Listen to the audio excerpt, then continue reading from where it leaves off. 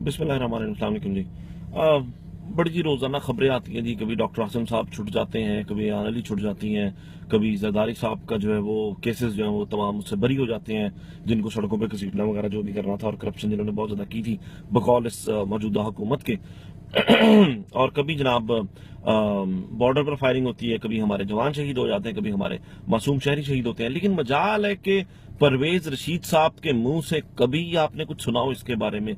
कभी इन्होंने कोई प्रेस कॉन्फ्रेंस बुलाई हो? इन्होंने दानियाल अजीज, ये चौधरी तलाल, ये जो धमाल चौधरी और इस तरह के जितने भी ये चमचे शमचे जितने भी, इन्होंने कभी को किया? कभी नहीं किया। लेकिन इमरान खान एक बात कर दे, इस पर इनकी रोटी रोजी है। Actually they are getting paid for that. Actually इनकी, अब मैं ये सोचता हूँ कि अगर खान साहब जो है वो जो है आज फैसला कर लेते हैं जी, मैं इस मुल्क से मैं जो है ना, मैं अब सियासत में हिस्सा नहीं लूंगा and I am done with that, इन लोगों का क्या बनेगा बेचारों का? और तुम लोगों की रोटी रोजी लगी हुई है इस बंदे के साथ जिसको तुम कहते हो कि वो चंदा मांगता है, वो जगह जगह पर जाता है। ये आज ही का बयान है, आज इन्होंने अपनी तरफ जुगते मारी हैं। ये वफाकी वजीर है हमारे, ये वजीर इत्तलात और नशरियात हैं, ये हमारी हालत। और फिर आप कहते हैं कि पीटीआई वाले बदतमीज हैं।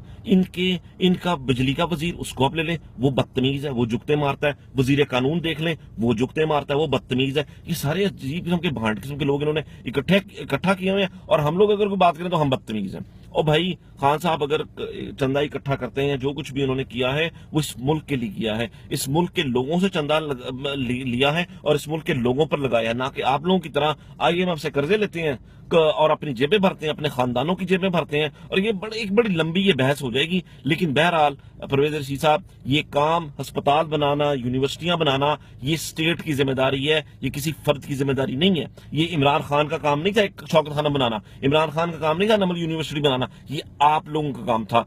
क्यों कि पिछले 40 साल में आप लोग इस काम करने में फेल हो चुके हैं। इसलिए अगर कोई भी ऐसा काम करता है तो अवाम उसके साथ होती है, अवाम उसको फंड्स देती है। 80 करोड़ रुपया चाहिए था 29 दिसंबर को शौकत खानम खोलने के लिए, 50 करोड़ से ज्यादा इकट्ठा हो चुका हुआ है। और ये आप लोग, आपके लिए बड़ी बुरी खबर है कि 29 दिसंबर को एक और शौकत खानम खुल जाएगा। और आप लोग अपनी परफॉर्मेंस देखिए, मियां साहब के महल से चंद किलोमीटर दूर तानो डोगर गांव है, उसका स्कूल पिछले 13 साल से बंद है। आप लोगों को शर्म आनी चाहिए थोड़ी सी। आप लोग अपनी औकात देखें कि आप किसका मुकाबला करते हैं। Look at his resume and look at your resume. खुदा के लिए थोड़ी